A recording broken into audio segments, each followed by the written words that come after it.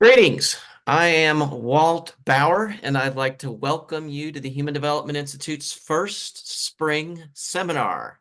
My brief visual description is I am a white male wearing glasses with hazel eyes and a blue shirt with a brown tie. My pronouns are he, him, his.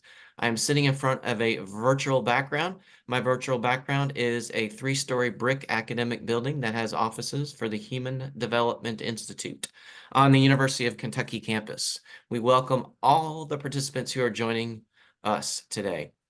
We use Zoom for our virtual platform. Audio is provided through the virtual platform or by phone. Our presenter will provide an opportunity for questions today. We welcome questions from all of our participants. Please type your questions for our speaker in the Q&A box for a robust question and answer session. If you hover over the bottom of your Zoom screen, you will see the Q&A option. Please use the chat box for technical questions. We have real-time live captioning for the webinar in the closed captioning feature. Turn on the captioning by clicking on the closed caption button at the bottom of your screen and then clicking show subtitle. So if you have questions about CEUs, you can contact me. My email address is walt.bauer@uky.edu. Again, my email address is walt.bauer@uky.edu.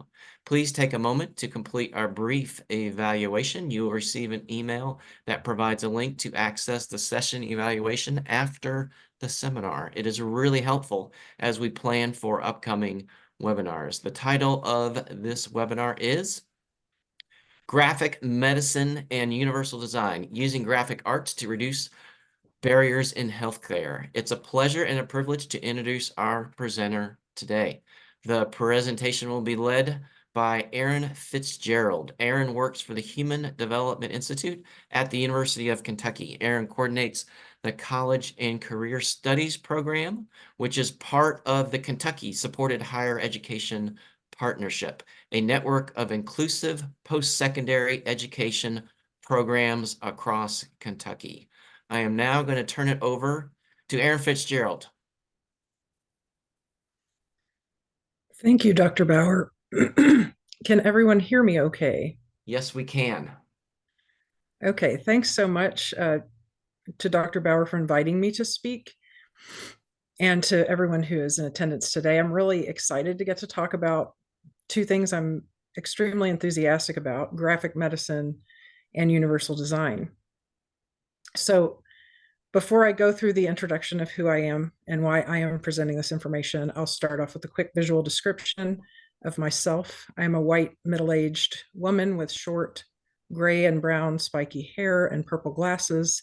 I'm wearing a purple and black and gold plaid shirt, and I'm in front of a white background.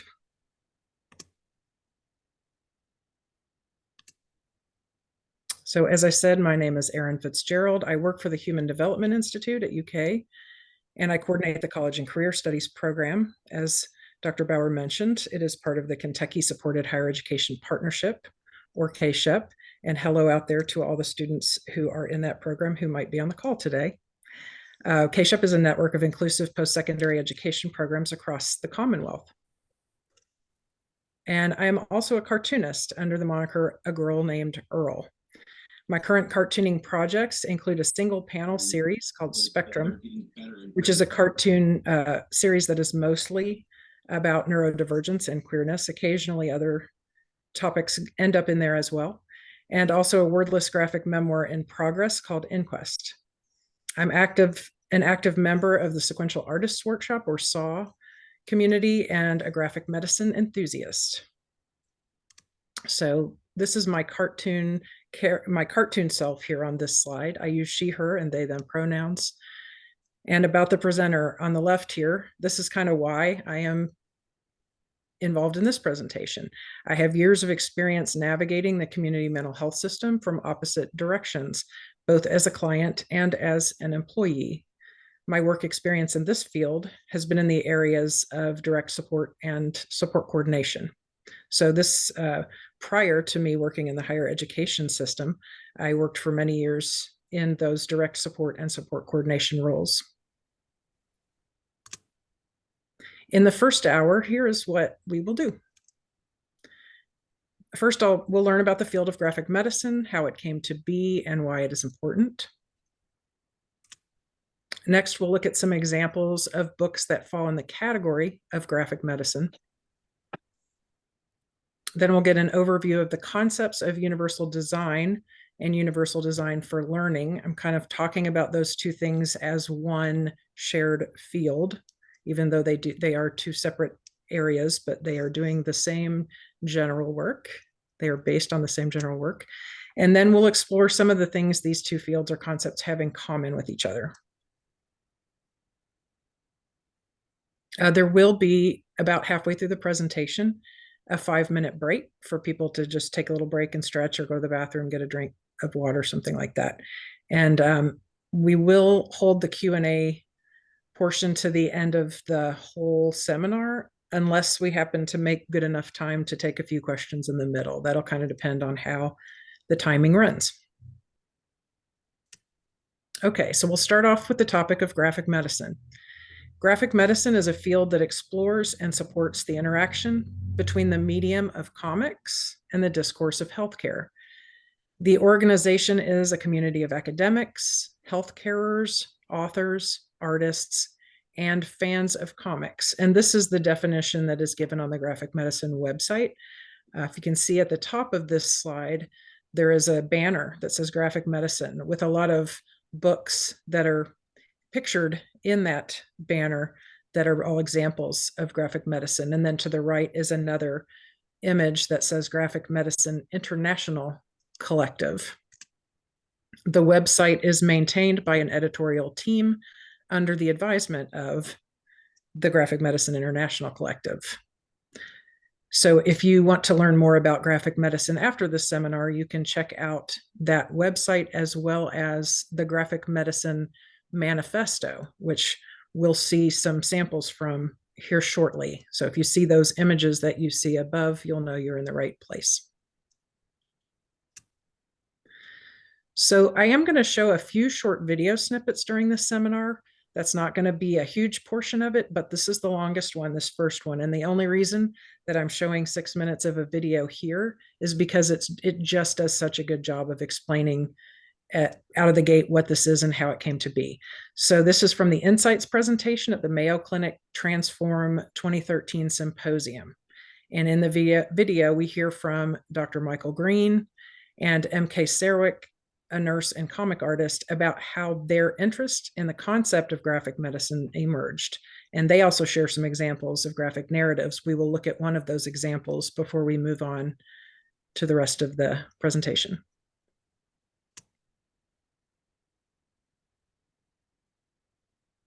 And it will load in just a moment.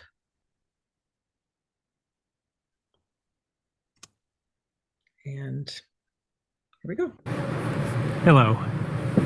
A decade ago, it would have been preposterous to imagine that the two of us would be standing here before you talking about, of all things, the role that comics could play in transforming healthcare. Yet here we are. For the past 5 years, MK and I have been working in this intersection between comics and medicine that we refer to as graphic medicine, exploring the role that it can play in changing the healthcare system. And our inquiry has really led us to a number of surprises, and what we'd like to do for you today is share with you some of the surprises that we've encountered. But first, we'd like to talk a little bit about the challenges that each of us individually faced that brought us to find graphic medicine. Now, I'm a physician and a bioethicist. I work at an academic medical center. I see patients, I do research, I do teaching. And in my varied roles, people often approach me with what they say is an ethical concern. And my experience has shown me that when some people come to me and say, you know, I've got an ethical problem I'd like you to think about, it's not really an ethical problem. Oftentimes, it's a problem with communication, or it's a problem with not fully understanding the patient's experience of illness.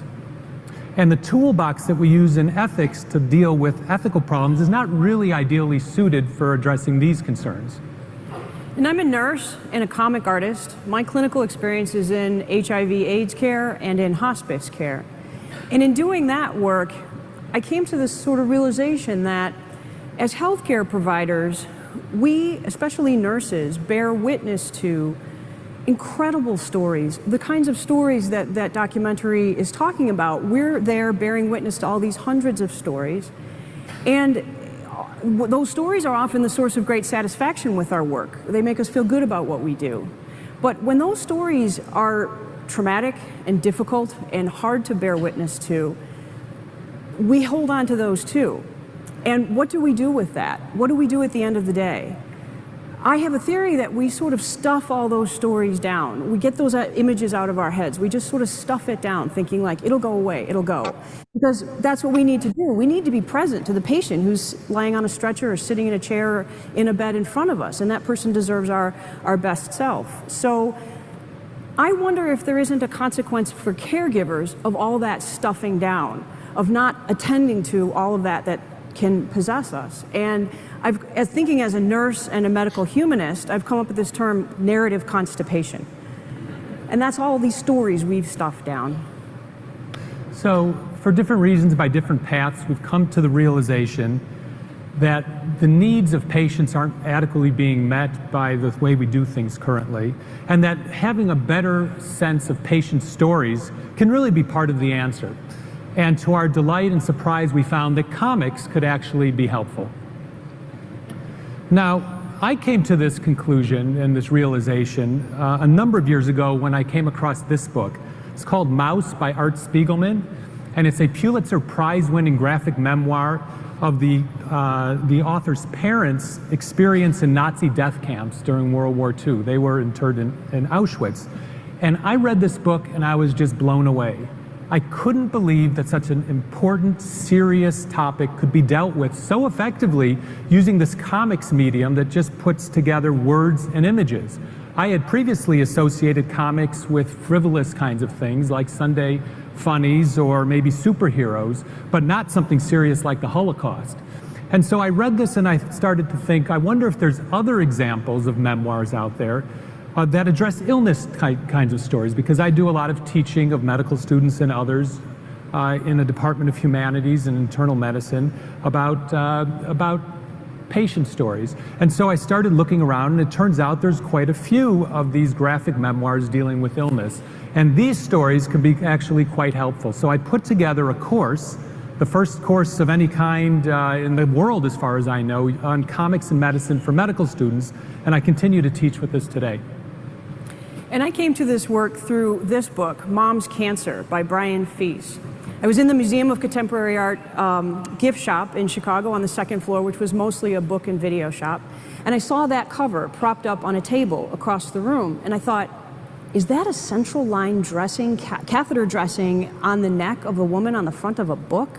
And that idea just blew me away. That was an image that was very familiar to me in my professional life, but certainly one I'd never seen this publicly displayed, certainly one I'd never seen on the cover of a book, let alone a graphic narrative, a comic book.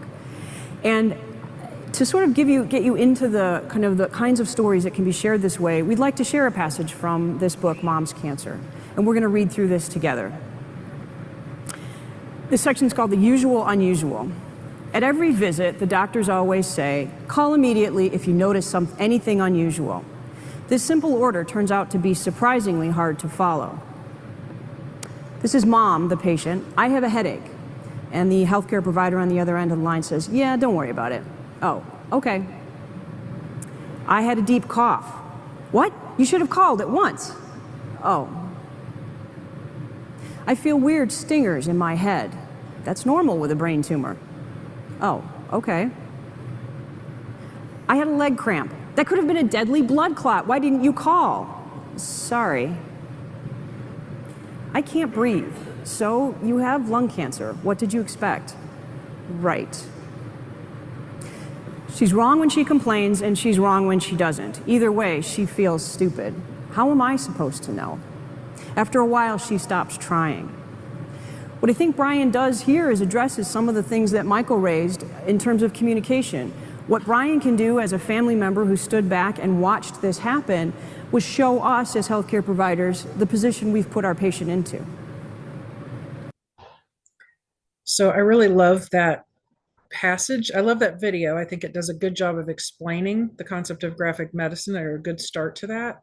And if anyone wants to check that video out later in the resources, it goes on to show a lot of other examples. So, but I really love the way that one, and also what MK said there, was that what someone can do, even if they are not the person, but they can give some perspective that other people can learn from, that they may not have been aware of before. So it really puts pretty much anyone, we all at some point or another are somewhere in the mix of a medical scenario. We're either a patient, maybe you're a provider, maybe we're with someone who is getting healthcare in some way, and there's always perspective that is happening that not everyone is in on. So it's kind of an important thing to remember when thinking about this field. So next, I'd like to share some excerpts from the Graphic Medicine Manifesto. And if you look that up later, this is the image that can help you know that you're in the right place. But it is not the manifesto. I'm going to show you just a few panels that are from the intro. Much of the manifesto is written information that then cites some comics and some examples of comics, but in the intro and then at other places throughout it, there are also graphic narratives and sequential art telling that. So I'm going to show you a little bit of that, about the power of comics in healthcare discourse. So this panel says, welcome to the Graphic Medicine Manifesto. And we see 6 characters here who worked on this manifesto, pictured here as cartoon characters. The first is pictured as a chicken on top of a pile of books. That's a little bit absurd at first glance, but that's another thing about comics that is great, is it can do whatever it wants to do in sharing that information. And in doing that, sometimes the whimsy or absurdity of how something, or at other times the directness or whatever it is, the images that are chosen to tell the story are part of the draw. They're part of the fun of it. But you can also do a lot of things with those devices. So we see the 6 characters: Susan Squire, who is pictured as a chicken on a stack of books, and then Scott Smith, Michael Green. Dr. Green was the person talking just in the video we just watched, Kimberly Myers, MK Serwick, who is the comic nurse we just saw in that video, and Dr. Ian Williams. And here are a few panels from the intro. In the top left panel, MK's character is saying, so what is graphic medicine? It is the intersection of the medium of comics and the discourse of healthcare. I like how that's just stated very simply. That is another thing that comics can do really well. In the panel just below, we see the character that is Dr. Ian Williams saying, graphic medicine combines the principles of narrative medicine with an exploration of the visual systems of comic art, interrogating the representation of physical and emotional signs and symptoms within the medium. And he mentions narrative medicine here, which narrative medicine is also a field seeking to learn from patient perspective. It's essentially the practice of making medical conversations more like storytelling style rather than information grabs, and getting more context and a sense of the person and what they're experiencing. So we see these 2 different ways of describing the same thing, which is nice because you can look at this page and you can get 2 different ways of understanding this from those 2 panels. And then here is this longer panel on the right, and this is Michael Green and Susan Squire's characters here. Michael Green's character is saying, it's an approach to the education of health professionals, as well as an emerging area of interdisciplinary academic study. And the chicken is saying, and it's more than this. So I like the way that even within a few panels, there's different ways that people might relate to what's there. In this panel, which is a larger one, the chicken character is right in the middle, and the text reads, graphic medicine is also a movement for change that challenges the dominant methods of scholarship in healthcare, offering a more inclusive perspective of medicine, illness, disability, caregiving, and being cared for. Comics give voice to those who are often not heard. And we have 2 other characters in the corner here saying, wait, why is she a chicken? We'll discuss that later. Why are you so small? So again, the absurdity of what is on the page is kind of mixed in with really important information. I love the information that is on this panel too. Graphic medicine, I'm going to read this part again, is also a movement for change that challenges the dominant methods of scholarship in healthcare, offering a more inclusive perspective of medicine, illness, disability, caregiving, and being cared for.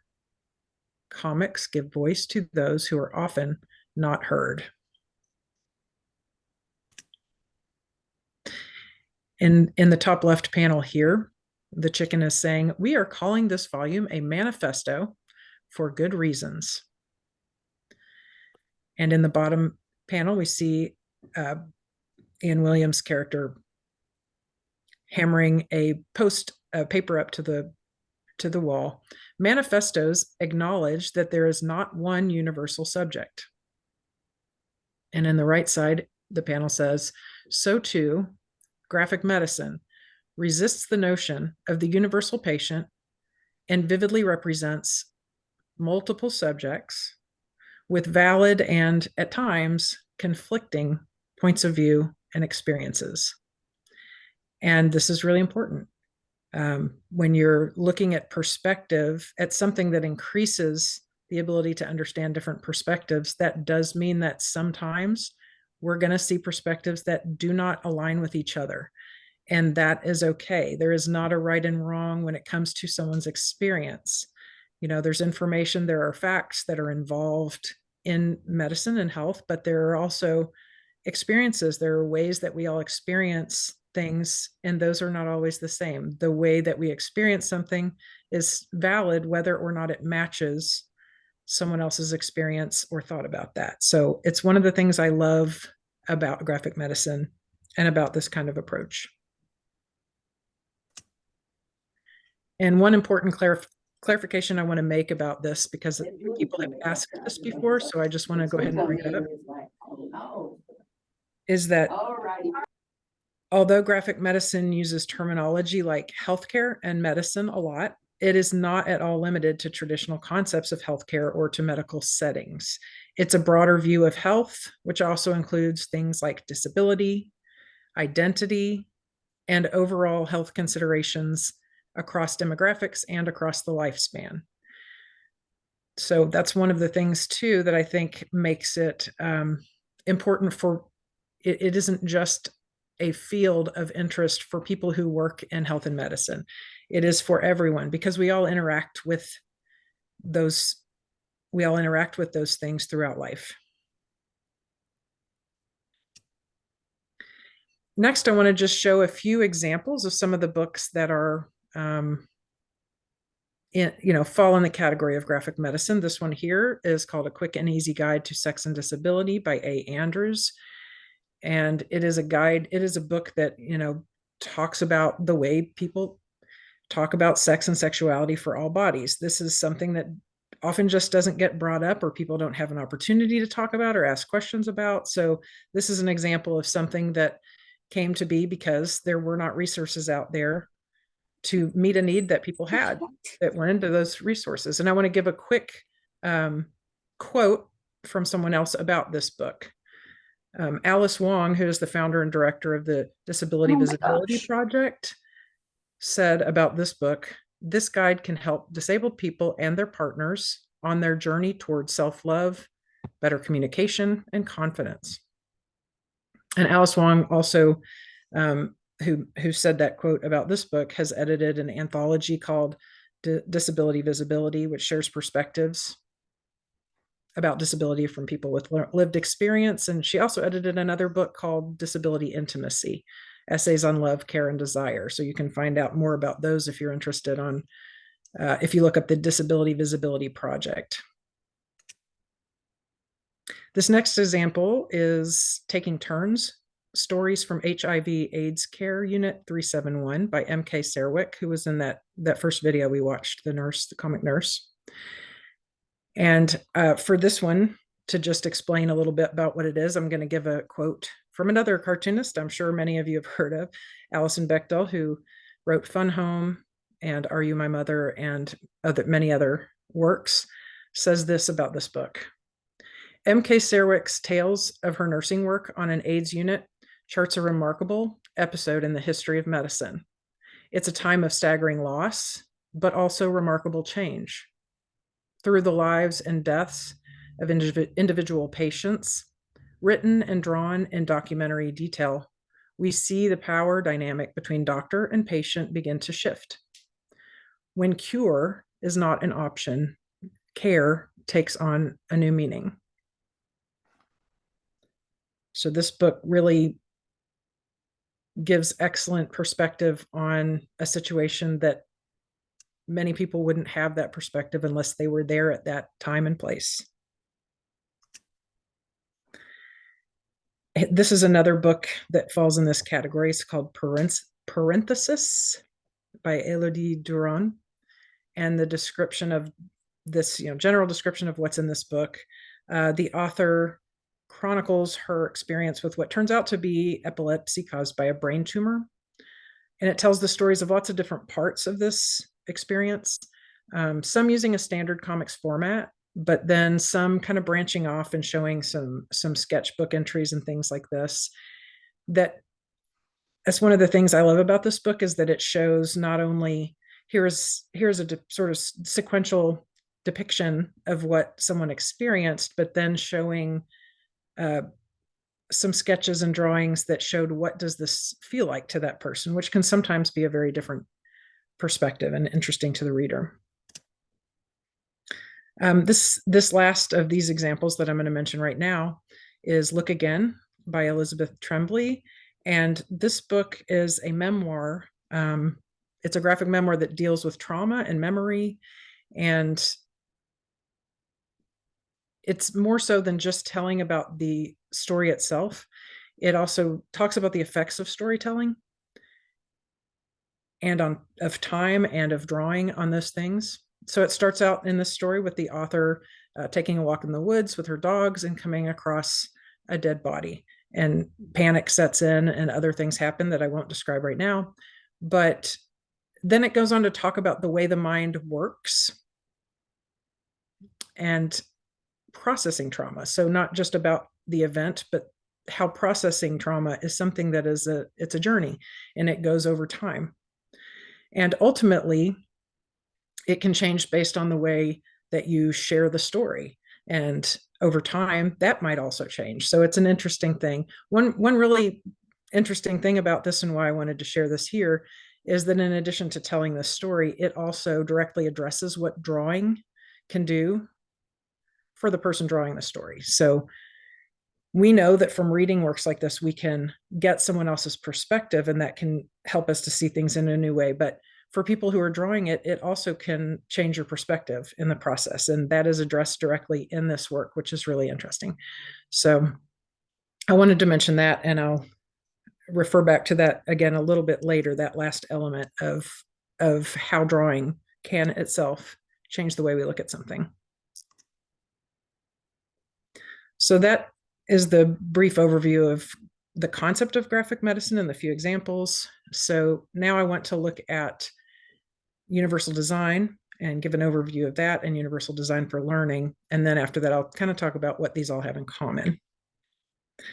So universal design creates products and environments that are as usable as possible by as many people as possible. Principles of universal design are utilized to make products, systems, buildings, classrooms, and other environments that are accessible to everyone. And this description or definition of universal design comes from the website that has the undergraduate certificate in universal design information for that, from the University of Kentucky's Human Development Institute. There is a certificate program at UK that is all about universal design that people can learn about at this link that is on this slide. So next, I want to show this resource that is also from HDI that's showing the 7 principles of universal design and using a format that is also includes illustrations. Principles of universal design. Universal design is the design of buildings, products, or environments to make them accessible to all people, regardless of age, disability, or other factors. So the first principle of universal design is equitable use. And we see an image here with a person walking and another person who is using a wheelchair, and they are on the same area. And whatever that area it is clearly accommodating both of them.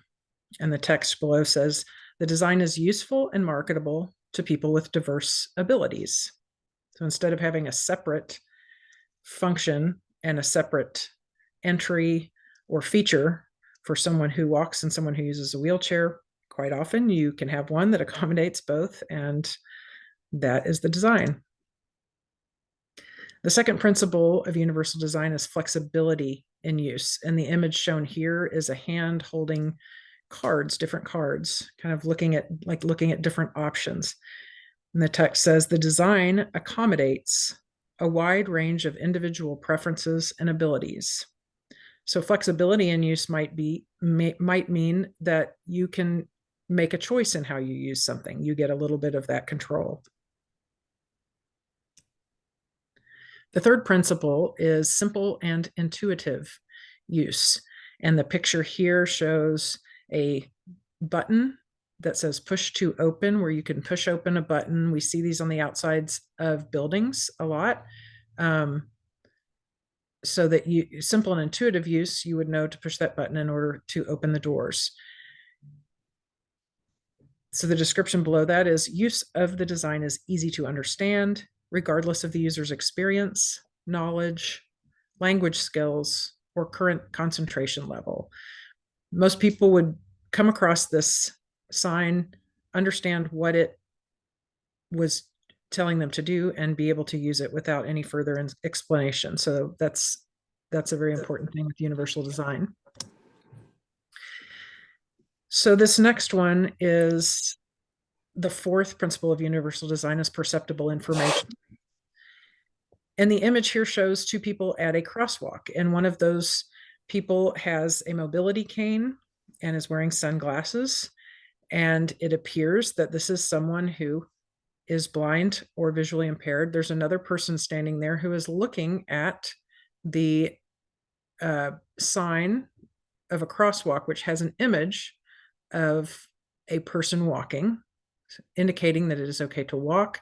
There's a few little marks coming out of that sign that indicate that there is a sound happening too. So we see that one person is getting the information about crossing the street here by maybe looking at and or hearing the sign, letting them know that there's a button under there that perhaps that person pushed to request for the walk sign. And then the person with the mobility cane is also stepping in an area there. And it seems to me to be an indication of, sometimes there is an area by a crosswalk that has tactile paving, like a detectable surface warning, something that lets someone know that the sidewalk is stopping and the road is starting. So there's multiple ways people might get the information of when and how to cross safely. So the definition here of perceptible information is the design communicates necessary information effectively to the user, regardless of ambient conditions or the user's sensory abilities. There should be multiple ways for people to know the information, and it can still be clear. The fifth principle of universal design is tolerance for error. And we see in the photo or in the artwork here, a finger pressing an undo button.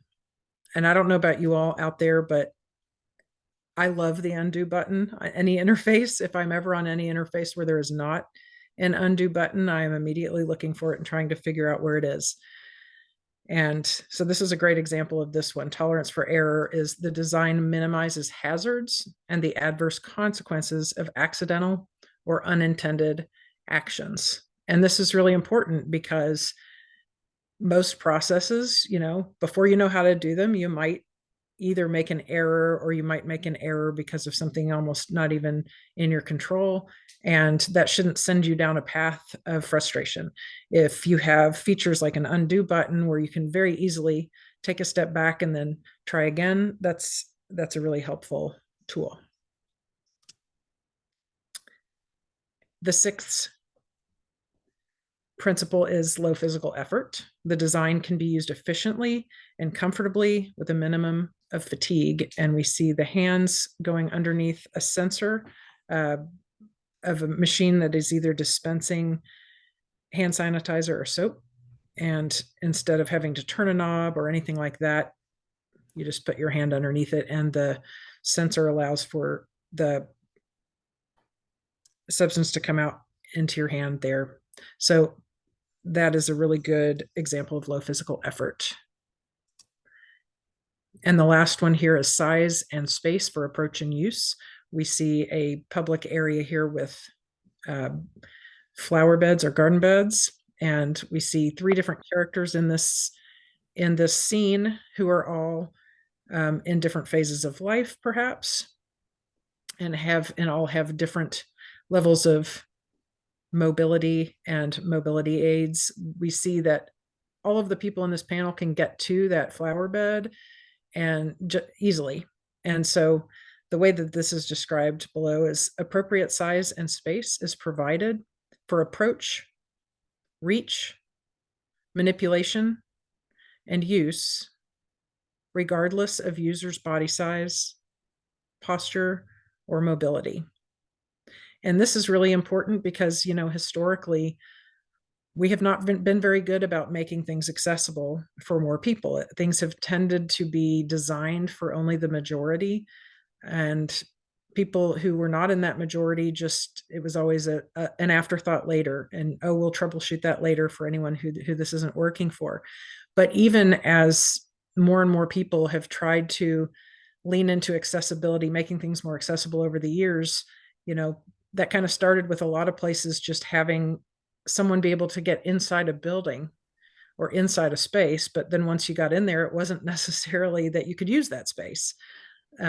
So that's not as so helpful. It's the design of all of the things that people can use them in the same way and not have to be separate processes and spaces for people depending on their abilities. So UDL, Universal Design for Learning, which is based on those same elements.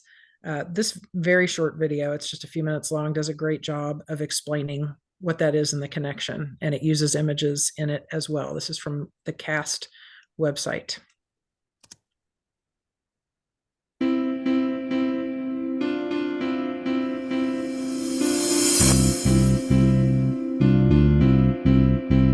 This teacher needs to meet a curriculum goal, and she's got a very diverse group of students. And so does this teacher. And this one. Most do. In fact, research shows that the way people learn is as unique as their fingerprints. What does this mean for teachers of today? Classrooms are highly diverse, and curriculum needs to be designed from the start to meet this diversity. Universal Design for Learning is an approach to curriculum that minimizes barriers and maximizes learning for all students.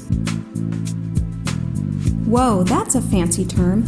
Universal Design for Learning. Let's unpack it a bit. Let's think about the word universal. By universal, we mean curriculum that can be used and understood by everyone. Each learner in a classroom brings her own background, strengths, needs, and interests. Curriculum should provide genuine learning opportunities for each and every student. Now let's think about the word learning. Learning is not one thing. Neuroscience tells us that our brains have 3 broad networks. One for recognition, the what of learning, one for skills and strategies, the how of learning, and one for caring and prioritizing, the why of learning. Students need to gain knowledge, skills, and enthusiasm for learning, and a curriculum needs to help them do all 3. But every learner is unique, and one size does not fit all. So how do we make a curriculum that challenges and engages diverse learners? This is where the word design comes in. A universally designed building is planned to be flexible and to accommodate all kinds of users, with and without disabilities. It turns out that if you design for those in the margins, your building works better for everyone. Curb cuts and ramps are used by people in wheelchairs, people with strollers, and people on bikes. Captioning on TV serves people who are deaf, people learning English, people in gyms, and spouses who get to sleep at different times. UDL takes this idea and applies it to the design of flexible curriculum. UDL goes beyond access because we need to build in support and challenge. So how do we use the UDL framework to make learning goals, methods, materials, and assessments that work for everyone? First, ask yourself, what is my goal? What do I want my students to know, do, and care about? Then ask, what barriers in the classroom might interfere with my diverse students reaching these goals? To eliminate the barriers, use the 3 UDL principles to create flexible paths to learning so that each student can progress. Number 1, provide multiple means of representation. Present content and information in multiple media and provide varied supports. Use graphics and animation, highlight the critical features, activate background knowledge, and support vocabulary so that students can acquire the knowledge being taught. Number 2, provide multiple means of action and expression. Give students plenty of options for expressing what they know and provide models, feedback, and supports for their different levels of proficiency. Number 3, provide multiple means of engagement. What fires up one student won't fire up another. Give students choices to fuel their interests and autonomy. Help them risk mistakes and learn from them. If they love learning, they will persist through challenges. And remember, always keep in mind the learning goal. Get rid of barriers caused by the curriculum and keep the challenge where it belongs. And that's it. Okay, quick recap. Show the information in different ways, allow your students to approach learning tasks and demonstrate what they know in different ways, and offer options that engage students and keep their interest. Universal design for learning equals learning opportunities for all. For more information on UDL, go to www.cast.org.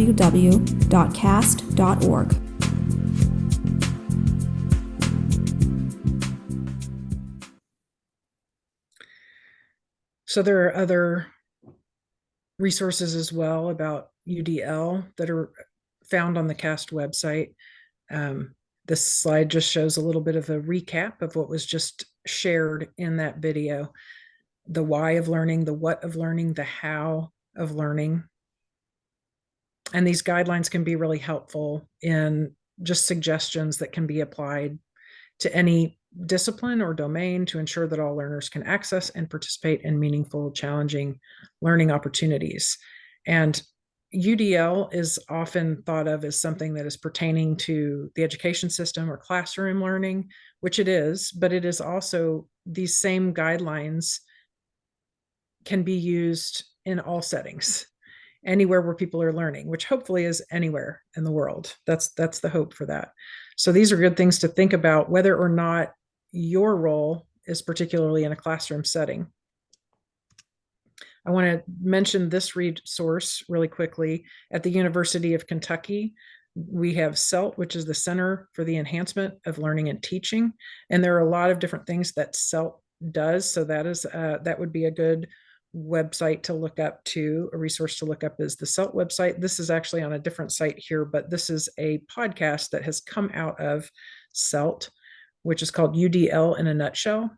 And there are multiple episodes talking about different elements of the UDL framework. So it's a great way to listen and kind of get some examples. There are also 3 bonus episodes that are there that give student perspective on some of these elements of UDL.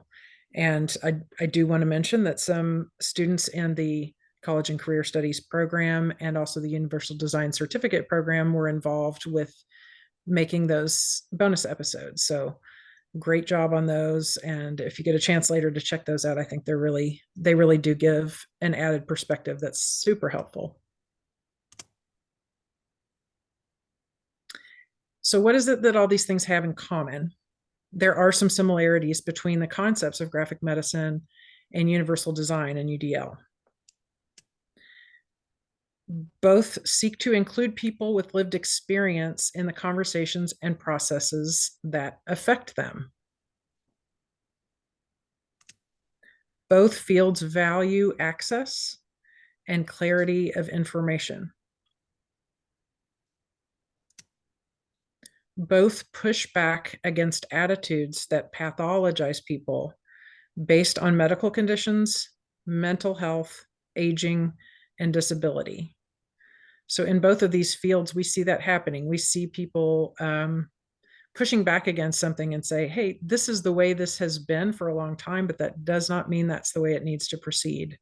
And my thought about doing a presentation about these things together is because it's hard for me to not think of one when I am thinking about the other. I started realizing that over and over. It's like, well, no wonder I'm an enthusiast of both of these things. There's a lot of overlap here. So a few more. Both explore the world through a certain lens or framework in order to improve access and outcomes. That's what is, at the core of what's happening is people in both of these fields interested in both of these things want to improve access and outcomes. They want things to be easier for people and for people to have better outcomes in life. Another similarity that I found, kind of related to what I just said a minute ago, is once you're aware of the concept or framework of each of these fields, you start to see it and its effects and potential for positive change everywhere. So for any of the students who have taken the Universal Design course at UK, the intro course, I've heard that said a number of times by people that, oh, I didn't notice these things, but now that I understand how they are related to universal design, I recognize them when I'm out and about in the world. And I felt the same. I do feel the same way. And I feel that's a very similar thing with graphic medicine. You might not stop and realize what is or isn't, or if what you're looking at is making some kind of change or difference in the way you experience the world. I think it's easier for us, all of us, to recognize a barrier very quickly.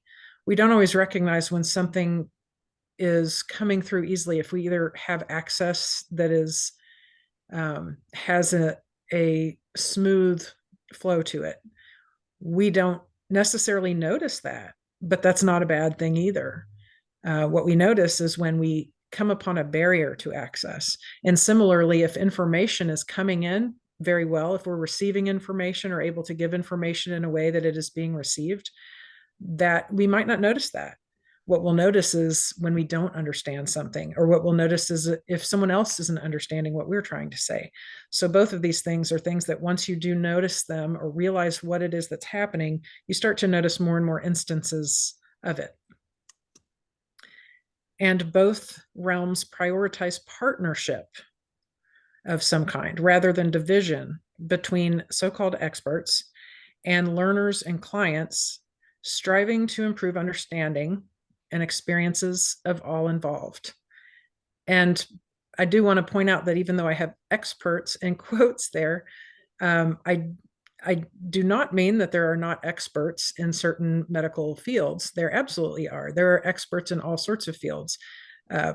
Many of us have spent years trying to better learn a certain field, a certain discipline. And so, yes, we're going to have each of us our own expertise in those certain areas. But we also, in both of these fields, I feel like there is a recognition that just being an expert in a specific part of a field does not necessarily mean that you are an expert in how someone else is experiencing something within that field. In both of these fields of graphic medicine and universal design and UDL, there is this recognition that there are experts in a field and there are experts in someone's own experience in life, and both are very important and valid. And for us to all understand better together, partnership is what is needed for that to happen. So we're going to have a 5-minute break in a few minutes. First, I want to just briefly say what it is we're going to do in the second hour to give you an idea of that. And then we'll have a 5-minute break and then we'll come back and do that. So in the next hour, we will consider why graphic narratives like comics can be a good way for a lot of people to take in new or complex information. So we'll talk a bit more about that. We'll look at some examples of infographics, illustrations, and graphic narratives related to health conditions and disability. Don't be scared by this one. We'll do a quick drawing exercise to explore the power of drawing our experiences. This will be very brief, so please don't be worried if that's something that makes you nervous to think about. Only supplies you would need for that would be a pen or pencil and paper, something to write with, something to write on. Again, it's optional. It will only be a few minutes toward the end of the hour, but I do hope people will consider participating, because I think there's something really important about that exercise that could help us all kind of understand this process a bit more. And then finally, we'll identify ways we can all further engage in the concepts of graphic medicine and universal design, regardless of why we might be attending this today or what our roles might be.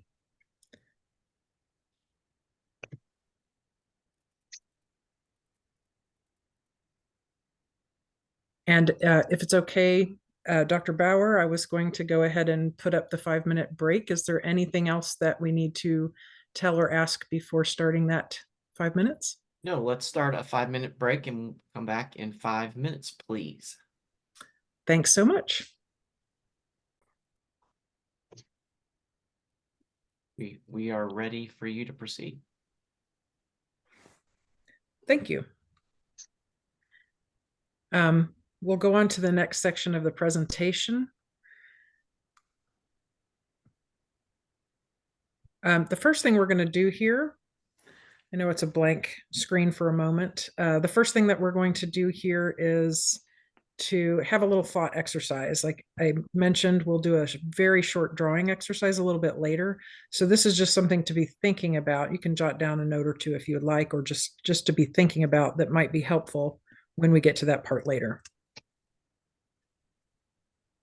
So think of a time when you were talking with another person in a medical setting where there was an issue with someone understanding the information being relayed, or perhaps not understanding the information being relayed. Think about who was involved in this scenario. A patient, doctor, nurse, insurance company rep, customer service person, pharmacist, caregiver, direct support professional, educator. And that could have been you, or that could have been another person. What was not heard or understood as intended? And there are examples here: medical information, procedure instructions, patient concerns, medication side effects, discharge summary, insurance coverage or limitations, etc.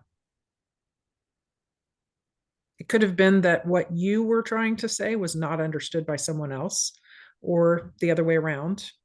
Either way is okay. So write down what you remember, just a few notes, or just think about it for a minute. I'll say for about, another 10 seconds or so.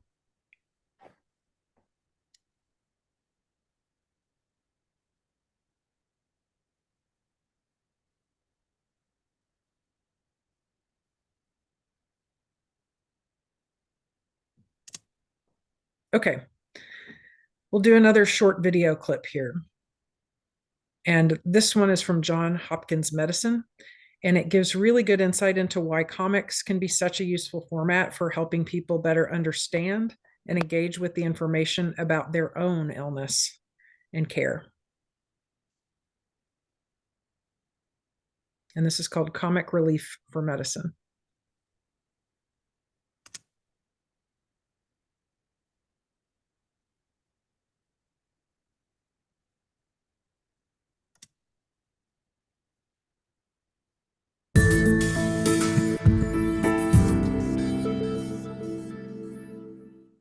So when we think of comics, we often think of humorous subject matter, but Comics in Medicine in particular really investigates comics that involve very personal perceptions of illness, personal illness stories, because comics are such a unique combination of words and sequential still imagery. They're especially adept at portraying very serious, hard to talk about subject matter that would be very difficult to read about or difficult to watch as an animation or a movie. You can really get into the personal perceptions of illness in a very meaningful way. A lot of these comics are made by patients themselves, and that's why they do such an incredible job of destigmatizing illness, because we're able to bond with the patient's experience and understand what they went through. Oftentimes you'll meet with a doctor and a lot of what they'll say will go right over your head. And that even happens to me when I'm meeting with a physician, even though I'm familiar with the medical terminology. So a comic can actually help fill those gaps by offering you something interesting to take home that's not simply just a block of text. It's a story and a narrative to help you really understand the information. Comics in Medicine as a movement really started around 2010 when Dr. Ian Williams decided to start putting together the first conference of this kind that examines the intersection between comics and medicine. And as part of this movement, we decided to hold a conference this year. It's the 5th conference of its kind, called the Comics in Medicine Conference. Our attendees came from all over the world. We had people from India, China, Singapore, the UK, and this really confirmed for us that this is a global movement. Ultimately, it's incredibly important that patients understand the decisions that they have to make for their own health care. And so anything that we can add to the doctor-patient communication process to help with that, whether it be comics or videos, is incredibly important to me.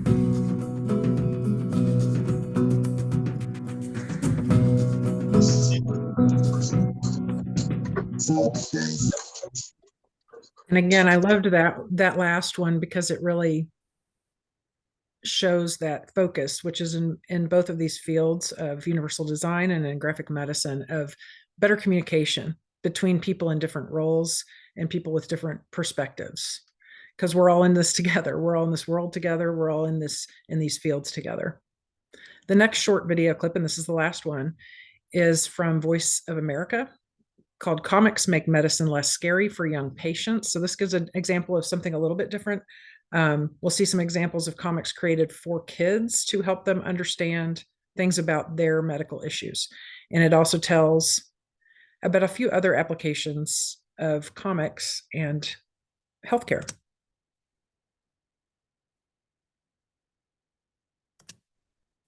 But look at the airways in somebody with asthma. But there's still swelling or inflammation there. Well, Coltron the Controller is the name, and putting out inflammation is my game. Medications are the heroes, and allergens become villains in the Iggy and the Inhalers series.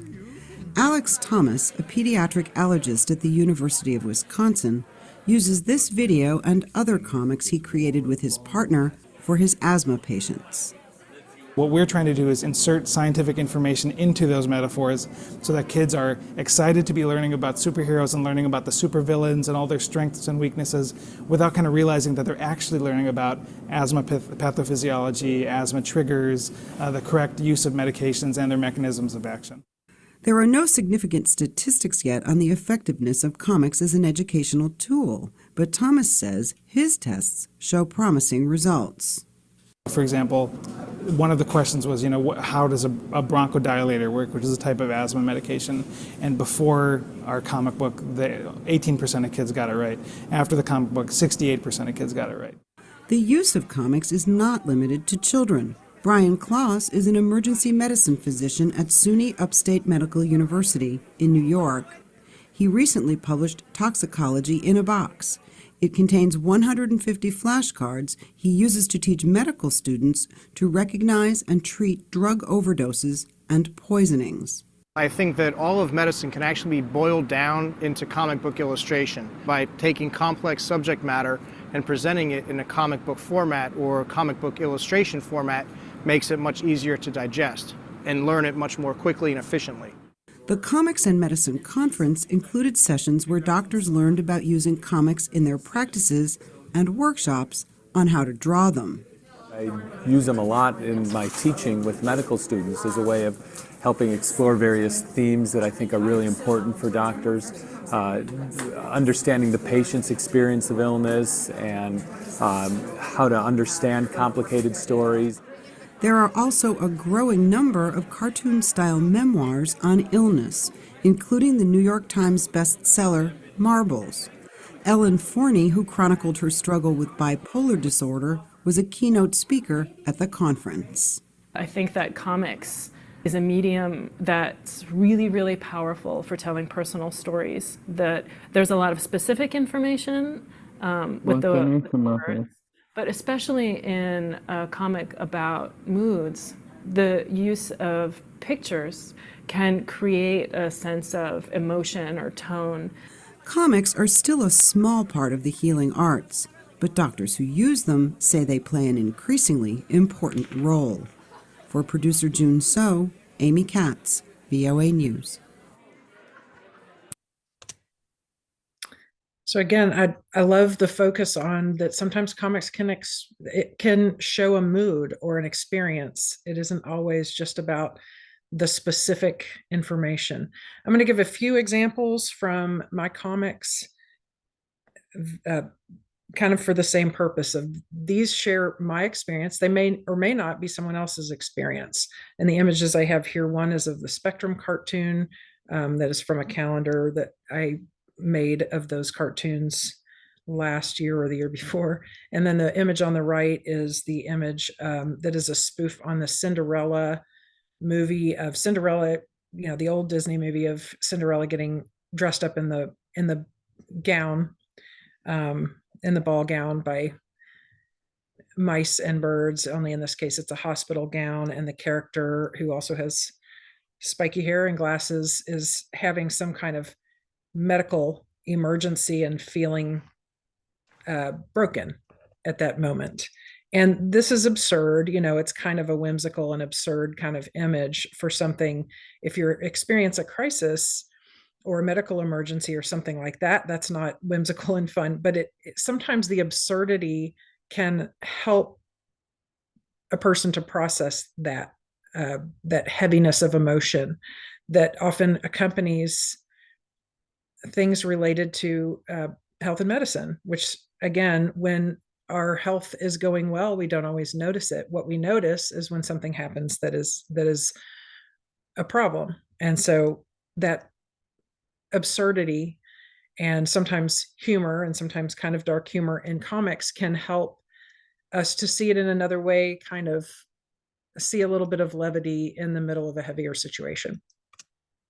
So I'll share a few that are from the Spectrum comics. This one's called A Tale of Two Settings, and it's about executive function, and particularly if you're someone whose executive function tends to be all or nothing. This is kind of how I experience executive function. I have great executive function, except for when I don't, and there's not much middle ground there. So in this comic, in the top panel, we see one of these, I don't know how many people on this call might remember these, but I think it was called a push puppet or a thumb puppet. And it's something made out of usually wooden beads and wire. And it's a thing where the puppet is kind of standing at attention when you're not pushing the button. And then when you press the button, it collapses. I remember seeing these a lot growing up. So this for me is a depiction of that's how it feels to me when in the top panel, when I'm in the all setting of executive function. I feel upright. If I probably look more so than I feel. And in the second panel below, it shows the same image, except the puppet is collapsed, and that would be the nothing setting of executive function. Now, this doesn't mean that's how it feels to someone else, but that is how it feels to me. In this next cartoon, it is about mixed messages about how and when to bring up medical questions or concerns. So this is a similar type of scenario as we saw with Mom's Cancer, Brian Fees, which was referenced earlier in the first video in the first hour. So in this cartoon in the top panel, it says, doctor's response when I bring up medical questions or concerns while there for a checkup. And in it, the character is trying to relay something, and the doctor has a thought bubble that just says hypochondriac.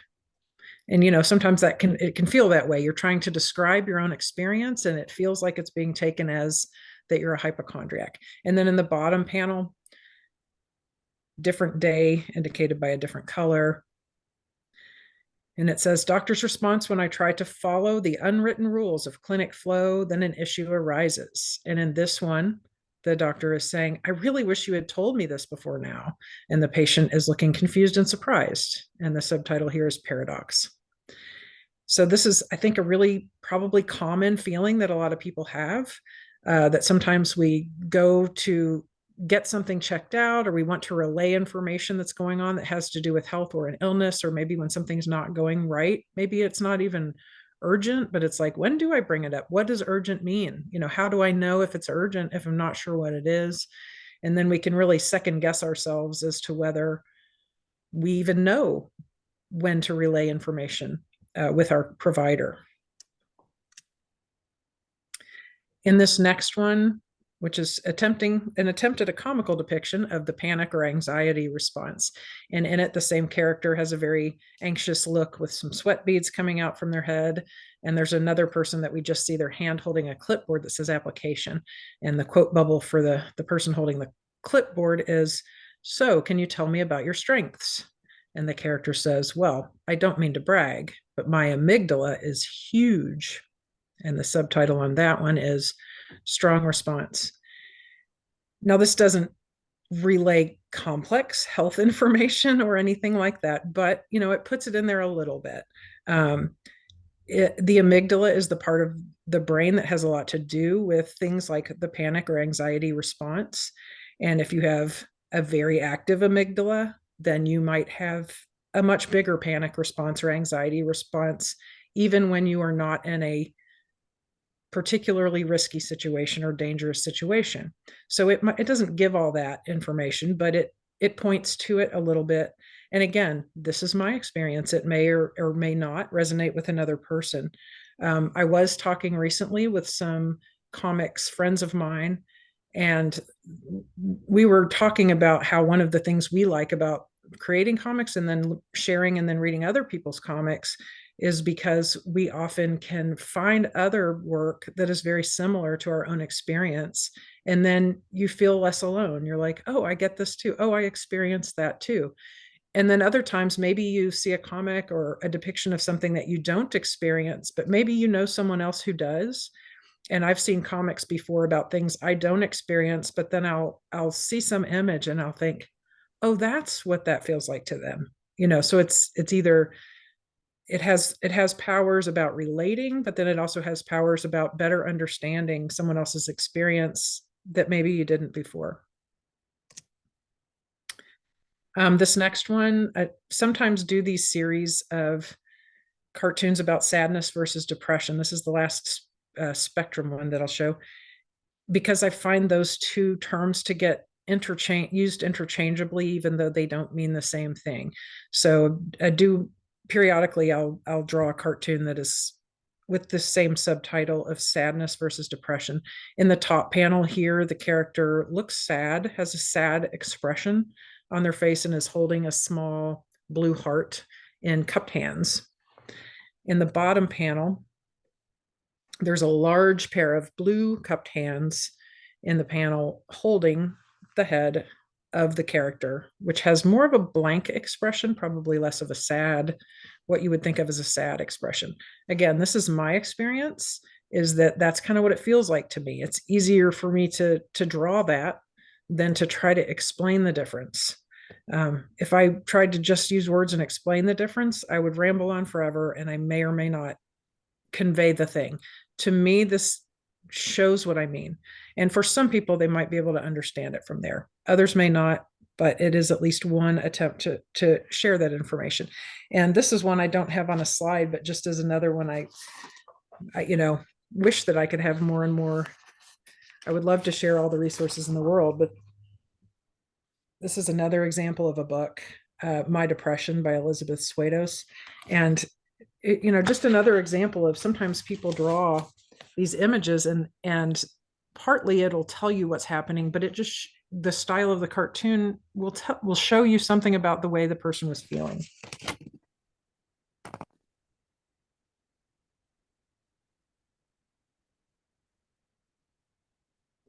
So maybe not everyone experiences it in the same way, but I know that for me, when I look at other people's work that tries to address some of those same things, it's very helpful for me to see not only the content of the picture, but the style that they did it in. Often, as was mentioned in one of our videos earlier, it can convey a mood, it can convey a feeling that would take a lot of words to describe.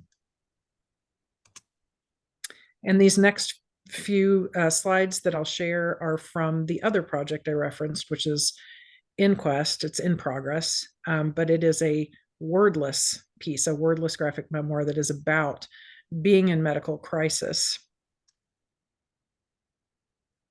In these 3 panels, in the first one, we see movie film coming out. All of the frames on the film have the same blank expression from the same character. In the second, oops, sorry about that.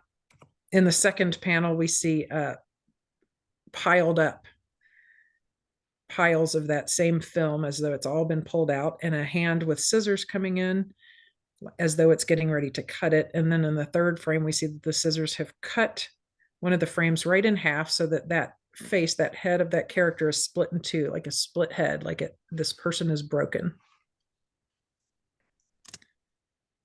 In the left page here, there are 5 panels.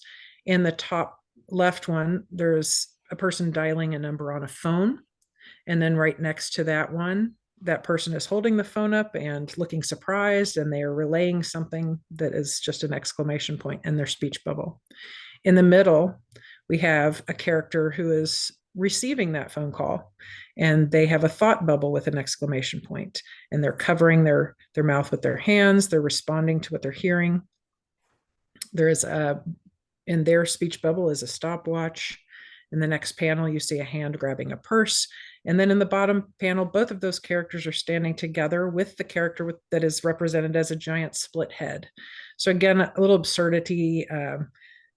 Obviously, this is an absurd way to depict a person, but it isn't meant to be realistic. It is meant to say that sometimes when we're going through some sort of crisis or emergency, we can just feel like this broken thing that doesn't have any control over what's happening. You know, some people, when they have an medical emergency or transported to the hospital, have surgery, everything, don't remember any of it, depending on what type of emergency it is. So this is attempting to convey how it can feel like this experience of being broken when something's going on, and suddenly decisions can feel like they're in other people's hands and not your own. In the right page, in the top panel, those 2 characters are trying to carry the big halves of the head out of the front door of a house. And in the bottom panel, they are trying to strap the 2 pieces of the head on the top of a car and shove into the back seat of the car. More absurdity. On this slide in the top left panel, the 2 giant halves of the head are being wheeled into an emergency room by medical staff. And in the bottom panel, the split head is just hanging out, waiting in the admitting area. There's a clock on the wall that is ticking loudly. And in the right-hand panel, again, is that Cinderella spoof image of the character in a hospital gown being dressed up by birds and mice of, here's the result, you are now in the hospital. And the kind of broken, somewhat stitched together, but still somewhat uneven face for that character. So now I want to talk a little bit about depiction and representation of disability. Historically, depictions of disability in media have not been very accurate or positive. And when disability has been shown in media, it has often been in ways that show disabilities as deficits or something being wrong with the person. Many times, entire works exist where there are no characters at all with disabilities. And this lack of representation is not true to life. It is erasure. I think that as a society, we're getting better about this. We still have a long way to go. But historically, it is true that depictions of disability have mostly been either kind of in a token way or in a way that the story is the disability is the story. So, it's always nice when you find places where there is something discussed about or shown about disability where it is not pathologized in that way. It is not shown as a problem. It is not shown as a burden, but instead is shown to relay some kind of information that is useful, or even just representation. I want to give a few examples of things from HDI projects. This is one of them. It's a resource called Masking at Work. This is from the project Innovative Supports for Autistic Workers, or ISAW. And in this resource, it isn't sequential in the same way, but it is showing some information that a lot of people don't know. I have this linked here because it is not something that could be seen on a full screen, but I am going to show one bit of the panel and larger here that kind of summarizes what this resource is about. What is masking? Masking, also known as camouflaging or compensating, is when an autistic person disguises their autistic traits in order to appear more like their non-autistic peers. So clearly here we're talking about masking as in putting on a face, so to speak, to cover what you are actually feeling or experiencing. I know that masking often is equated with the kinds of masks that cover our mouths in this day and age, but it is not referring to that in this case. So why do autistic people mask? A majority of autistic people mask to be more easily accepted by their peers. So even having these images that just show something about that helps relay that information. It helps to show what is also being said in the words, which is also another example of that multiple means of expression from Universal Design for Learning. One person might get more of this information because of the words. Someone else might get more of this information because of the images. And here's an example of a book where disability is represented in a very different way. And with all of these images we're seeing here are from, well, this book is written by Kathy Shepard Jones, illustrated by Brittany Granville, edited by Caroline J. Gooden. And this book gives, I wanted to share this because the representation of disability, both in the narrative and in the pictures, is so good, and it's so what I want to see when there's a story where there's representation of disability and representation of this, what I guess the priorities of what are being told in this book are also kind of reflective of what I think of as being reflective of attitudes that are like Universal Design, that are attitudes that are about access and partnership and working together. And the illustrator, Brittany Granville, a lot of the resources that you see at HDI are illustrated by her. So I'm going to read just some select pages from this and talk about those panels a little bit. In this story, the main character, Flynn, is told she will never get to do what she wants to do because of her disability. And in the image here, we see Flynn standing with two mobility canes, having a sad expression on her face. She's in attire like a jockey, wearing a jockey's outfit, but looks discouraged. And the wording says, the text says, "You're not ever going to be a jockey."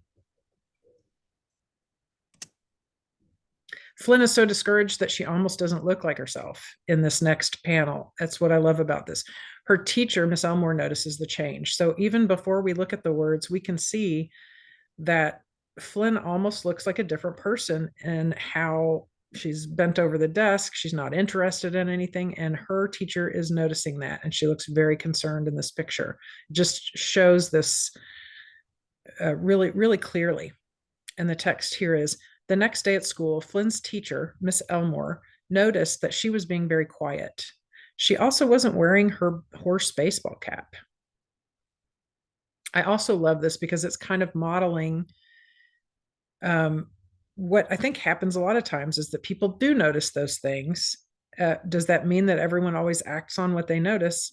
No, but we get to see the progression of not only what's happening with Flynn, but we get to see the progression of someone who is responding to what they're seeing with Flynn.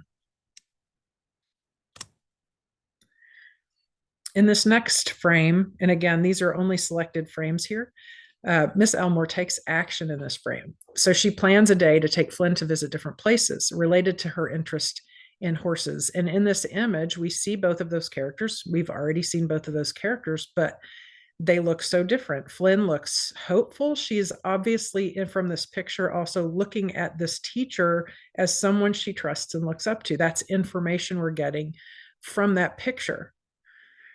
And this is one of those things about comics and picture books is a lot of times the stories are told with not a ton of words, but between the words and the pictures, you get it. You get the ideas that are being conveyed. So both of the words and the pictures are telling the story. So from the picture, we see a car. We see that Miss Elmore's character is kind of like in action, putting her finger up and telling something to Flynn, who is looking at her again as though she is someone she trusts and is listening to. And the text says, Flynn, today we're going to visit some places that are all very different, but that all have something in common, said Miss Elmore. Side note, that kind of looks like my car. That's not why I like it, but I do like that. This page just shows some various snapshots of Flynn and Miss Elmore at different places in the community. She takes her to various different places throughout the book, and here are some examples of that. And these are all, again, places that have something to do with horses, but in all different ways. And people are interacting in different ways in these panels. So it's a really nice display of variety of things that the information that is being relayed here in both the text and the pictures is showing this variety of options. And that's part of where I think, oh, this is about accessibility and inclusion. And then kind of fast forwarding to at the end of the book, and we see Flynn surrounded by horses, like all around her, like she's thinking about them and she's thinking about this. And her expression at the end of the book looks so confident and so hopeful and in just a genuine way. And the words on this page are, Flynn, you can do so many things. There are even more kinds of jobs with horses we didn't get to see today, said Miss Elmore. I get it. I'm going to keep liking and learning about horses. And whatever I decide to do, I'll be me when I do it, said Flynn. And one of the things I love about this whole book, again, like I said, the fact that the words tell part of the story and the pictures tell part of the story is really helpful. The message of the book that I love so much is that, a lot of times historically, if someone said, I really want to be a jockey. So in this example, I really want to do this very specific thing. And if for some reason, you either have someone saying, no, you can't do that. I'm sorry, you have a disability. You cannot do that. Or you might have the other end of the spectrum where someone is saying, yes, of course, you can do absolutely anything you want to do, whether or not that thing is accessible to that person to no fault of their own.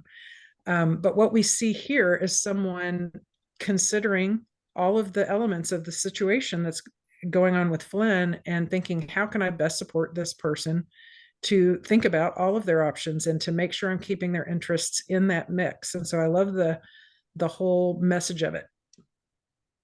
So it kind of tells us something without it being preachy or anything like that. It just demonstrates something that I think is really important. Okay, I'm going to switch gears just a little bit again. I think we're ready now for this drawing activity.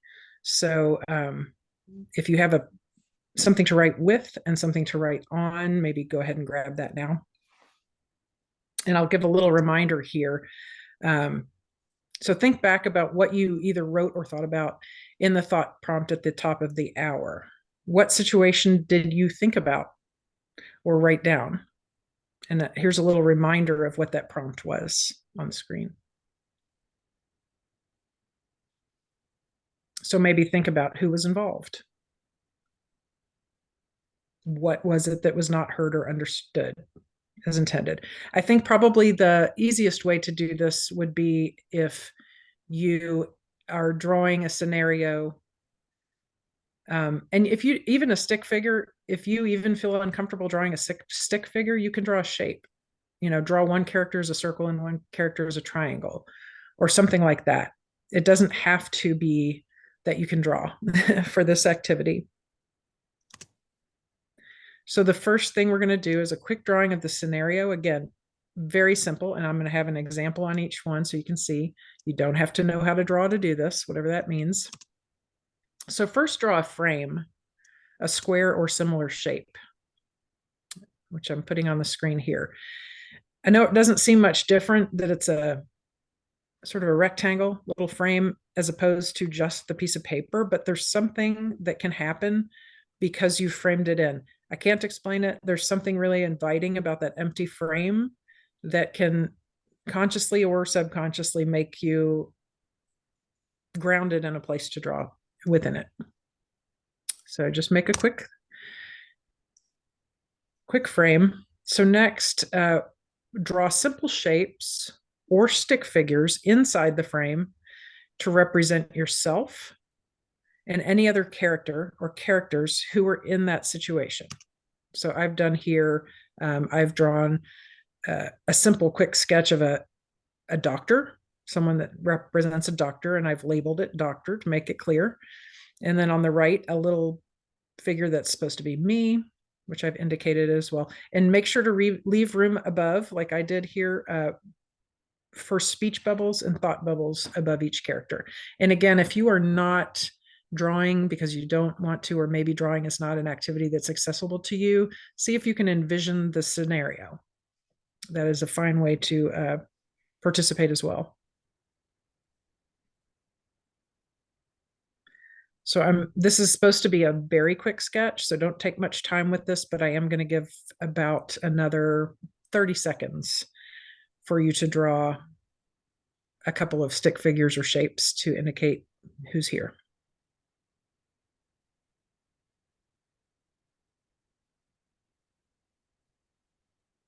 And I know that doesn't sound like very long, and it's not. One of the methods of learning about putting ideas down on paper is that sometimes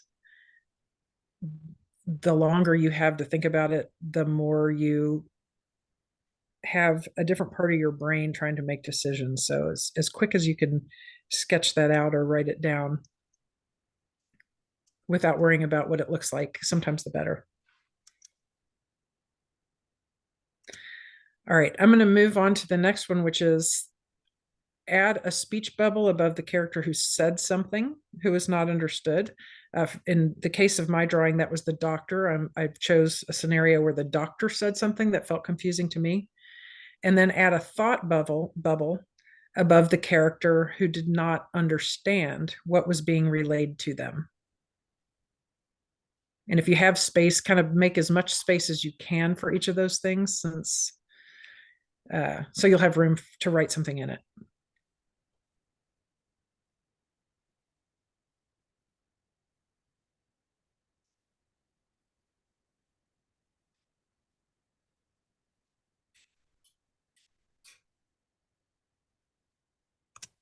Okay. And this is the last step. So you should have something on your page or in your mind that is two, perhaps more, but at least two characters. And one of them is maybe saying something, one of them is thinking something. So in the speech bubble you drew, write in what that person said or tried to explain, which was not understood, or maybe it caused confusion.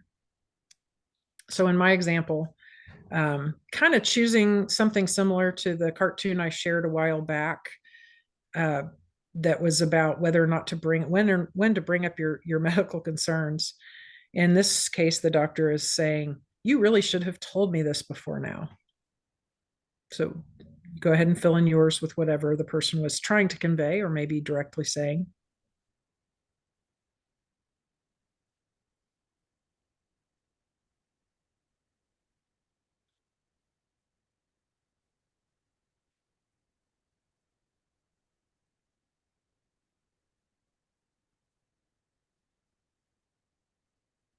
And then in the thought bubble of the other character, write in what they might have been thinking at this moment.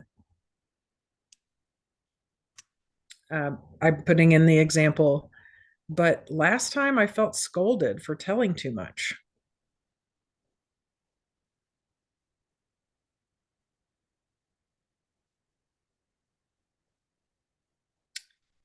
So again, I'll just do another 20, 30 seconds, just a very quick finish, let you finish filling out what words might be in those.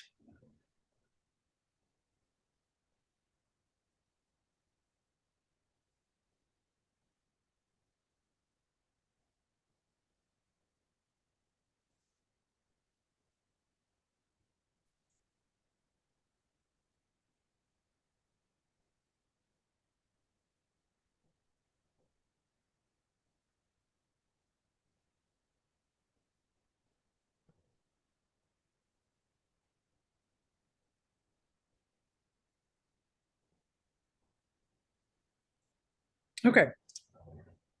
So just a few follow-up questions, not for people to necessarily, I mean, feel free to put them into the chat. We're going to have a Q&A shortly after another few slides.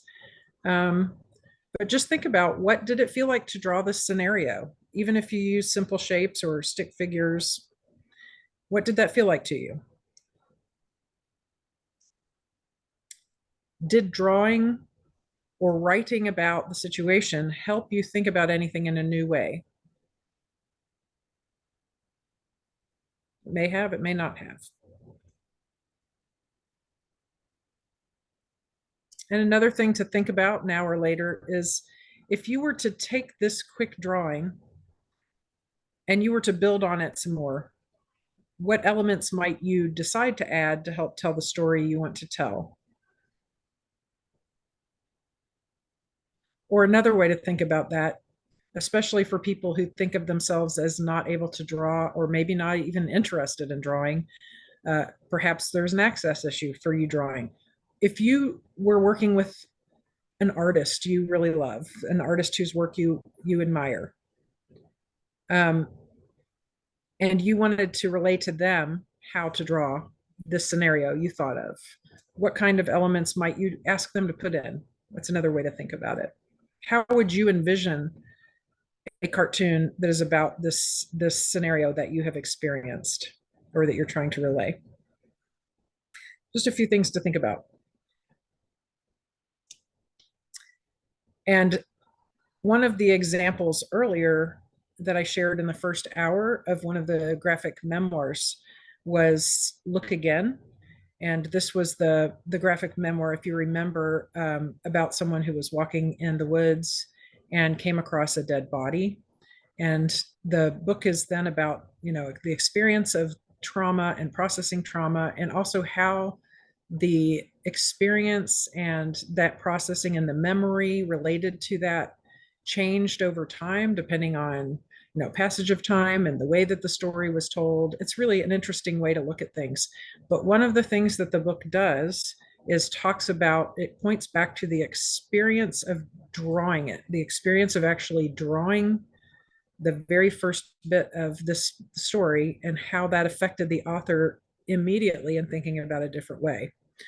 So I want to show this panel here that you see. Most of this book is done in what would be usually referred to as something like a very cartoony style, not very realistic, but showing the action, sequential art comics, what we usually would think of as comics. This is one of the few parts of it that is a more realistic view. And I'm going to share the words here because it's really about that power of the drawing. I stared at that drawing. Something was happening. I had brought out of my memory something that had, since that first moment, only existed inside my brain in incoherent fragments. in sparks of energy across my body.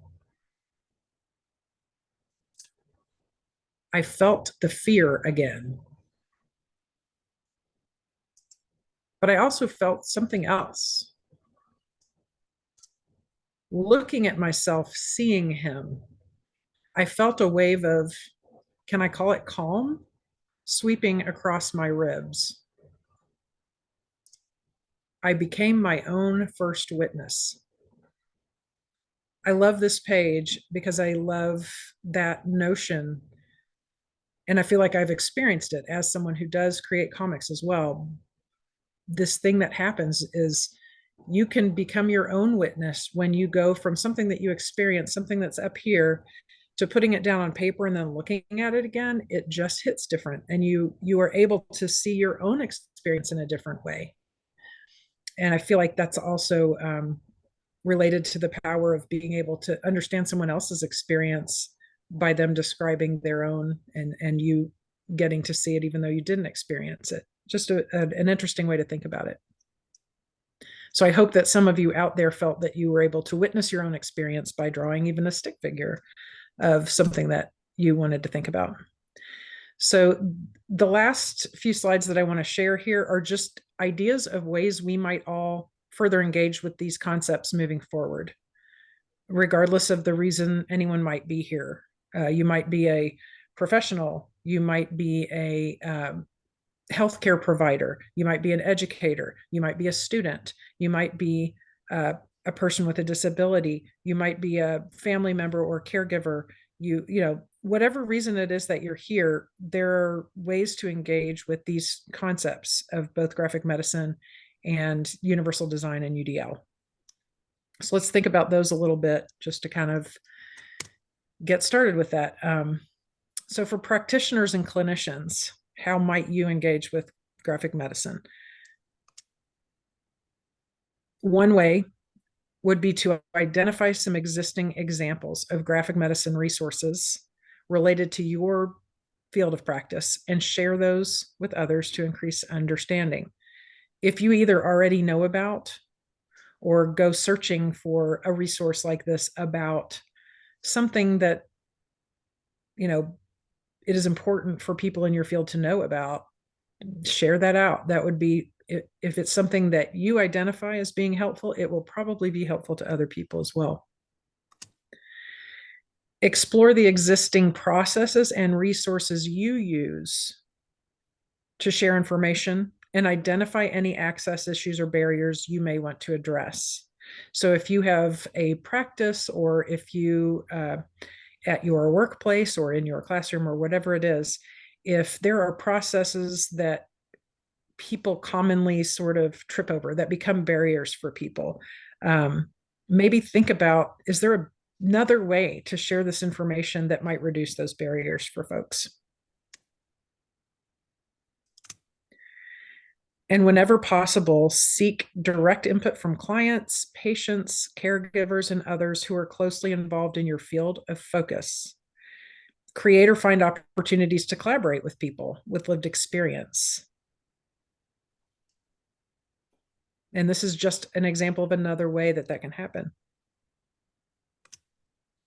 So maybe you're someone here who is seeking or receiving supports or services. Here are some ways to engage if that is the case. Ask questions. If you come across barriers in your own life when seeking supports or services, let people know. If there's something that would help remove or reduce that barrier for you or your family member, share that with others. That may help someone else understand. That is something that we can all do, is that when we come across barriers, acknowledge that there are barriers there. A barrier is not on us. It means that access is not there for someone. And historically in our society, we put that on the person, but that isn't on the person. That is an access issue. So when we share with other people, I'm having trouble with this, that might help us get through that, but it really helps somebody else to understand that that barrier is there. And if I'm having trouble with it, probably so will someone else. If you come across any resources or practices that work well for you, share those. They may be helpful for other people too. And this really important one is just your experience is valuable. Your input can be helpful to others. So recognize that value. If you're interested in sharing perspective, look for opportunities for partnership. Hopefully, other people would also be interested in that partnership. But all of us have experience that is valuable, and our perspective is valuable, not our own experience, but for other people. And it's valuable for them to do a better job of what they're doing. And finally, for artists and designers, if that's kind of your point of connection with this, with these topics, one thing, if you're not already, I recommend, and I recommend really this for everyone, connect with the graphic medicine community in some way. Learn more about the field if you're interested. There are lots of ways to do that, a lot of resources out there. Kind of dive in. If you already create comics of this nature, think about how to include more considerations of universal design into your own practice and access, things like that. And there are lots of examples of what that might mean. One would be when planning out your panels and pages, consider things like contrast, size and style of lettering, spacing of words and images, and other accessibility elements. I know that sometimes for those of us who are creating art, because it is a very different way of expressing information, we take artistic license and creative license in a lot of ways. And that's great. And that's one of the helpful things about the format. But because of that, and because we're also looking at how is the layout on the page and does it look nice, without realizing it, we all probably sometimes lean toward one direction or another with something based on the visual way it looks to us. So it's important, I try to remind myself of this a lot, to think about those things and kind of weigh them in the balance. I know that for myself, I'll think, for example, there's sometimes where I want more white space on a panel because I feel like that space allows something in what the person's looking at. But also, if there are a lot of words on the same page where I want some white space, I can't have both. And if I make the words too small, it might be hard for someone who's looking on a phone to see, or it might be hard for someone with visual impairment to see. So just kind of thinking about those things, and how much is that balance? What's to prioritize each time? Consider other ways to incorporate other formats into your work, image descriptions, audio features, so that more people will have access to the information. This is one I know that from one of my own goals that I'm gonna try to work on now. am working on it, but I've kind of boosted it back up in my list. I got into a process for image descriptions, for example. I don't feel very confident in my image descriptions for cartoons. They're very different from image descriptions from pictures. And so I have been contracting with someone else to do the image descriptions. And both of us are having access issues for the best method for doing that. Like I often will post them, and then they will go in and look at them and then send me the image descriptions, and I'll go in and add them in the alt text. What it means is there's a delay between when I post the picture and when the image description gets there, depending on how we both are navigating that process. So that's one of the things I know is on my to-do list is try to better come up with my process for image descriptions. For someone else, it might be maybe your goal is to think about, are there any ways that I'm arranging panels that are a barrier? I've seen some really cool things out there where people include audio features along with the comics format. So that's a cool thing to explore too. If you think about, if I'm creating this comic and it's going to reach people that maybe words won't, what's another way I can add something to it that will add to that information I'm sharing? So those are just some of the ideas for what we can all think about moving forward. And thank you very much. That is the end of my presentation. Thank you, Dr. Bauer, for having me here. Thank you, everyone who's here. And I'm glad to have some time for question and answer. It looks like we have about 10 minutes left. Oh, excuse me. looks like we have about 10 minutes left. So I'm going to stop sharing my screen now.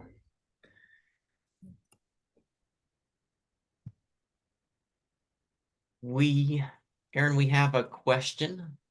The question is from Gil. Do you have thoughts on the intersection of veterinary medicine, graphic medicine, and universal design? Yes, I do. Basically, I think the same thoughts I have that I've shared today apply to that, because health and medicine for our pets and health and medicine for ourselves are both important. You know, pets are loved ones. So I guess the quickest way to answer that would be I feel the same way about that. And there are a lot of works out there that are about animal care, about processing grief of losing an animal. In fact, you know, it's funny, I didn't want to throw too many examples out there in this presentation. So there are so many things that I could share that I would love to share if I had the time to do it. I brought a bunch of stuff and set it on the table next to me, just in case anything came up and there was a Q&A, like just so I could reach out and show an example. So I'm going to do that right now. This is a friend and comic artist who made this little zine that is about processing the death of my dog. This is MB Ashner. And another thing to point out about the zine is that, you know, it's a tactile thing too. For some people, they're going to look at digital resources, and that's one way to access things. And then for some people, that tactile response, having something in your hand, something you can put in your pocket, is another way to get that information shared. There are other resources out there specifically about veterinary care and specifically about pet care. So I think that's a huge part of the field of graphic medicine for sure. Great question. This question comes from Gil. A concern that I have had about comics has to do with text, font, print, contrast. I am concerned that some comics simply are very hard to read by individuals with visual disabilities. Not to say that I am against the existence of comics. I just wonder how the font, print, contrast of text can be better considered in comics designed to account for individuals with visual disabilities. Thank you so much for that. I think that is really important for us to consider, those of us who are creating these resources. And there are various ways to help with that. And again, if you have a physical resource in your hand, there's not as much that you can do with that there. I mean, you can, in the design, you can make the words bigger or choose to have fewer words per page so that they can be bigger. But also, a lot of these resources are shared digitally, and there are accessibility features when someone is looking at it on a screen where they can zoom in and look at things. And I think it's important to not say that that's the only option for an accessibility feature, because we do want people to be able to look at a panel or a page at a glance, if that is the way they're accessing that information, and not have to zoom in every single panel in order to just receive the information. So thank you for bringing that up. It's really important that we consider that as artists. Are we putting it out there in ways that people are going to be able to access, and how much work are the viewers going to have to put in order to be able to access that information? So thank you. This question is, how may comics take into account the fact that people might have multiple disabilities, health, or environmental factors impacting their abilities? In other words, not just one hurdle.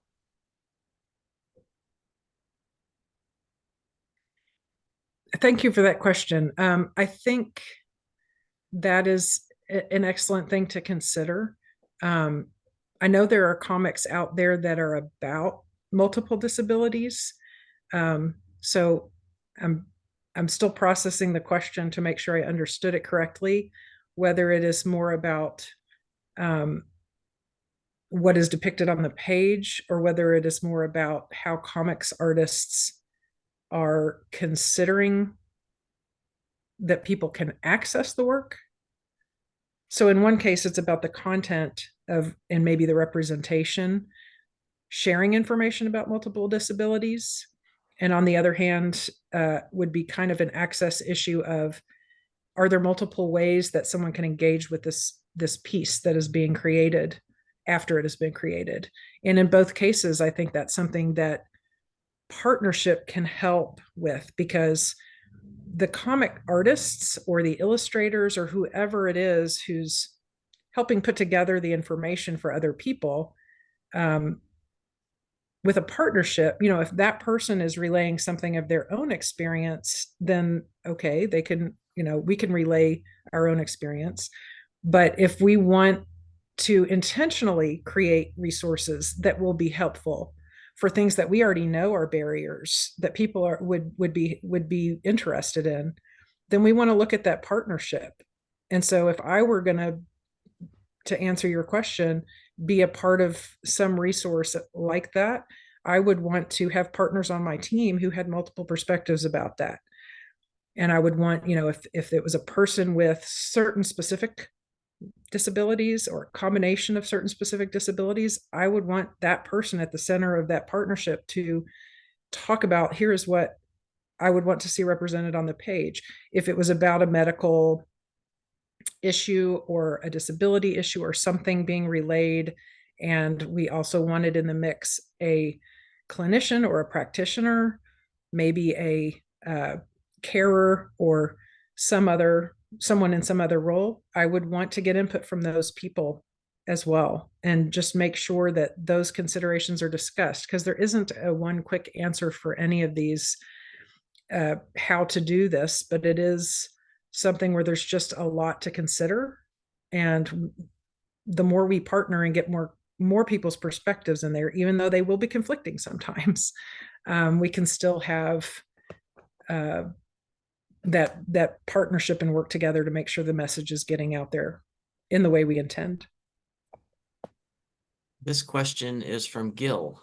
How may online comics or comics on the web incorporate principles of universal design? Great question. One way that this can happen is that definitely including those other accessibility features when we put comics out there. And again, thinking about the image descriptions. One thing that has come up recently, I've seen a lot, are little short mini animations. There's more technology for comic artists to make these little animations. So for example, if you're going to share something like that, being sure that it has captions would be really important. So just considering all of the ways that we're sharing that information and accessibility features. And if you are someone who really enjoys a certain comic, but you are not able to access it like you wish, I think it's great to talk about that and share out what, hey, I have this frustration sometimes when I'm trying to look at comics. It's a great thing to share out so that those of us who are creating them can understand that and maybe respond to that. And pardon me while I'm scooting my screen over at this last minute of the call, I just got a pop-up about my battery.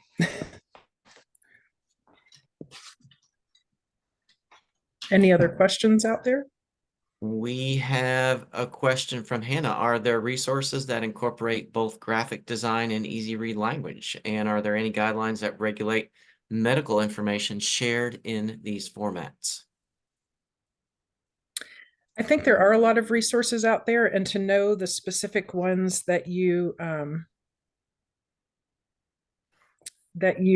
asking about, I'm not sure that I can name all of those off the, or point to all of those off the top of my head. One thing I do think would be helpful, I started to create an additional resource sheet to send in addition to the presentation information, and I would be glad to kind of put some of that together to send out to people who attended. But I also think it is great if you look around through the graphic medicine resources that you'll probably find a lot of that stuff. And I think I want to just offer this really quickly, as I know we're wrapping up now. If anyone is looking for a very specific resource and you go looking through different websites and places and you are not able to find it, and you have another question that you want to ask, maybe where else might I look to find this thing that I'm looking for, please feel free to reach out after this. And I'm glad to have a conversation about it, or see if I can help you, point you in the right direction. As advertised, this has been great. It's been an honor and a privilege for all of you to join us today. Thank you, Erin, for taking the time out of your day to share your experiences and expertise with us. Be well and stay safe, everyone. Thank you. Thank you so much.